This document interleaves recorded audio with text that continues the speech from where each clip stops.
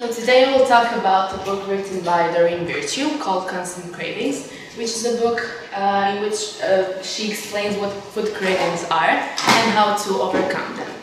She introduces the argument explaining that every part of our body is perfect, even the appetite, and if we have a bad appetite, that doesn't mean that that something is wrong with us, but it just reflects and shows our level of peace of mind.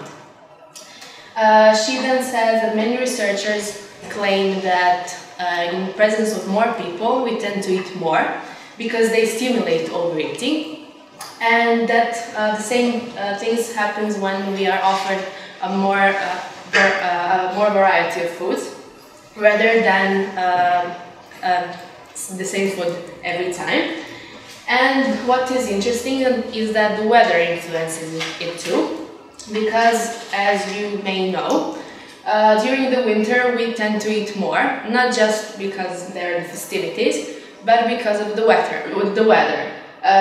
When there are cold temperatures and the lack of sunlight, usually tend to influence and stimulate overeating, and our appetite grows. Then she goes on talking about the external forces, which are pills, diets, and she says that they don't actually work because we are made actually are made to eat something that we don't want to, and in that way we rebel against the rules because they're too restrictive. The only way to heal our appetite is to use an internal approach. And it's no accident that we crave a particular food at a particular time, because we crave foods that make us feel better or the ones that shift our energy level. So one thing that I learned from this book is that we don't have to ignore, and we must not ignore food cravings because they're really important and they are a serious problem nowadays. The first thing she talks about is gut feelings.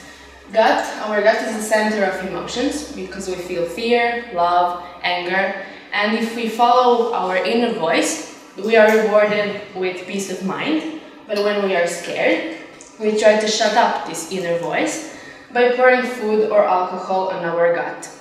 But trying to sublimate emotions is just like trying to ignore and avoid a child that wants our attention, and he will just go on screaming louder and louder and louder until someone acknowledges him. Then she talks about herself. This is the author of Doreen Virtue, and she mentions her life, her marriage, telling that her husband continuously told her that she was ugly, stupid, fat, and she believed it because he made her believe that she didn't deserve any better. She started to silence her inner voice by overeating and got fatter. And this is just because she was scared that the life she dreamed of would be even worse of what she had then. But she believed in herself, in her ambition and her instinct, and the life she had dreamed for many years is what she has now. Then a part of the book is called Nightmare Food Cravings, because food cravings interpretation is just like an interpretation of nightmares. She says that every food corresponds to a certain mood, so usually our cravings are the one that will produce the desired effect. And she claims that cravings are just obsessive desires for a specific type of food. I put these two pictures together. Maybe it's a bit strange, but it's the reason why she started to investigate and to write this book. Actually, she started her psychotherapy career working with drug addicts, and she noticed a very interesting fact. The fact that each type of drug addicts were different from the other. So the more cases she worked on, the more she realized that there was this clear distinction between of personality between drug users. Then, after a couple of years, she opened an eating disorder program, and she found out that the same happened with those people who had eating problems, people who tend to overeat and had food cravings. She said also that food cravings are the only culprits of obesity and eating disorders, because there is not a lack of awareness. Actually, people know what they have to eat, what they don't have to eat, and so on. But the only problem is emotional eating and most of all stress. Then she goes on talking about fat feelings, and many researchers claim that food and feelings are connected to food, because, for example, overweight people tend to eat more when they are depressed or anxious, just to find comfort or to try to deal with stress. The acronym FATS stands for 4 main emotions. The first one is fear, and it's the root one, the main one. And the other 3 are all extensions, so anger, tension, and shame. They're extensions because when we feel anger, we are afraid to lose something we love or someone we love. We feel tension when we are afraid of trusting someone, and we feel shame when we fear that we are inadequate. We try to hide our emotions, but in the end they always intensify and cause big issues like food cravings. And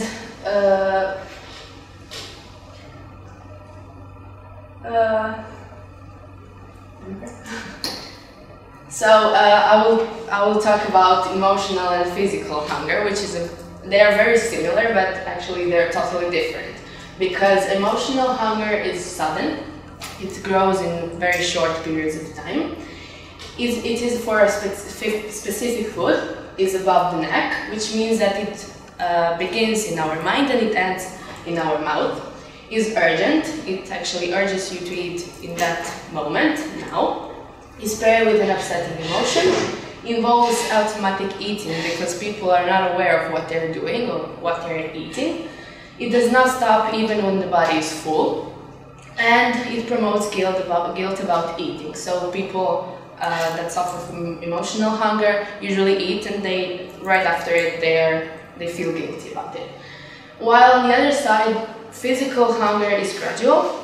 Our body gives us progressive clues that we need to eat something. For example, our stomach starts to rumble, we feel pain, or for example, we don't have enough energy for doing something. It's open to different foods, which means we can choose different types of food, not just a specific one.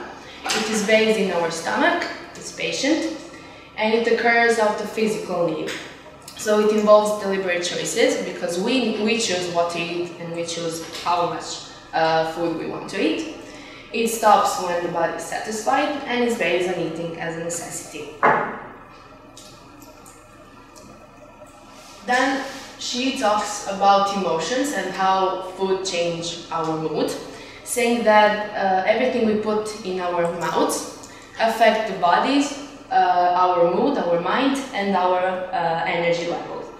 So she said that most of all vitamins and amino acids are particularly influential, and she divided amino acids in 2 categories. The first one is the psychoactive ones, which transform neurotransmitters in our central nervous system, and the vasoactive ones, energy altering, which are divided into groups, and they usually stimulate or relax our heart pressure, our heart rate, and our blood pressure. Returning to neurotransmitters, she mentions serotonin, which regulates mood, appetite, and sleep. And she says that it is influenced by vitamins and amino acids itself. So the most important ones are B6, which is necessary for its production, and the amino acid tryptophan, which is actually responsible for making it. Vitamin B6 can be found in avocados, in chicken, potatoes, green peas, and so on, while the tryptophan can be found in turkey, pumpkin seeds, cottage cheese, and ice cream. And what affects our mood is also the look, the smell, and the taste of food, obviously. Then she divides these cravings into 10 particular types, and these are the most craved foods ever. So the first one is chocolate products. Chocolate is actually the #1 food craving, and it's usually it's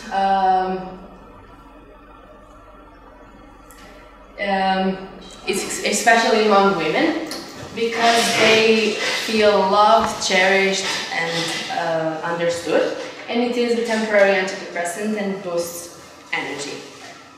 The second one are dairy products. They're also considered antidepressants because of the mood-altering properties it has. For example, the sugar boosts the energy, while its texture, the smooth and creamy texture, is calming.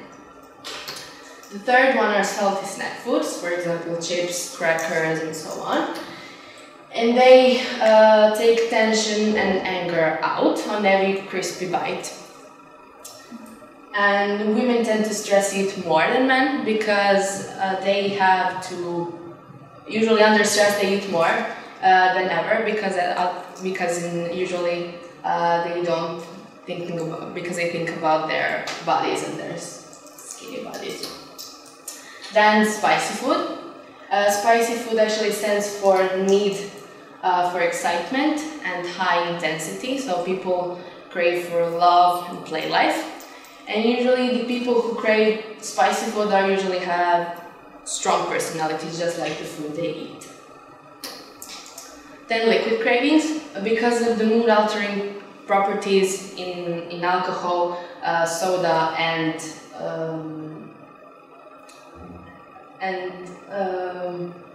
coffee. People who drink liquid, people who crave liquid are usually seeking for shelter from emotional pain. Then nuts and peanut butter. Usually it is an unmet need for pleasure and fun. And people eat nuts and peanut butter as an outlet for frustration or as a source of comfort.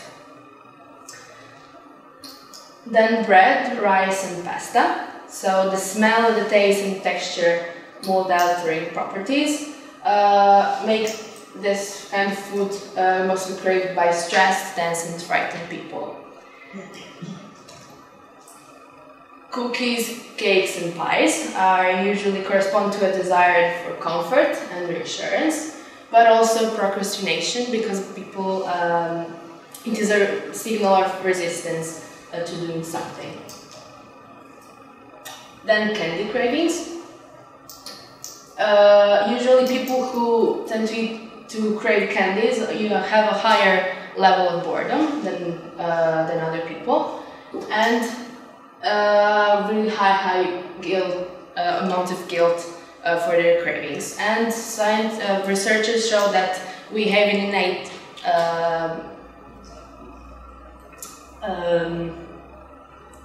preference for candies.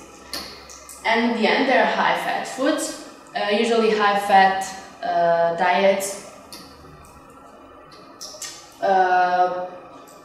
request the fear of feeling empty, because people when they eat high-fat foods, they feel like they have eaten much, even if they hadn't. So they usually, it is connected to a lack of meaning or purpose in life. And people are afraid of being alone, or taking responsibilities, making choices, taking responsibilities. And these are the 10 types of most craved foods. And at the end, she replaces the acronym FATS with another sentence, which is a very inspirational one, and it is this one: I forgive, accept, and trust myself, in order to bring love and light in our lives. And saying that whenever the fattening and negative emotions bother us, we need to fill ourselves up with love, But pouring love on our gut is not as simple as pouring food or alcohol, because it requires patience and practice, but in the end, it's all worth it. And I want to leave you with a message that I have learned from reading this book, and it is this one. So first of all, you need to love yourself, and you will understand what your problems are.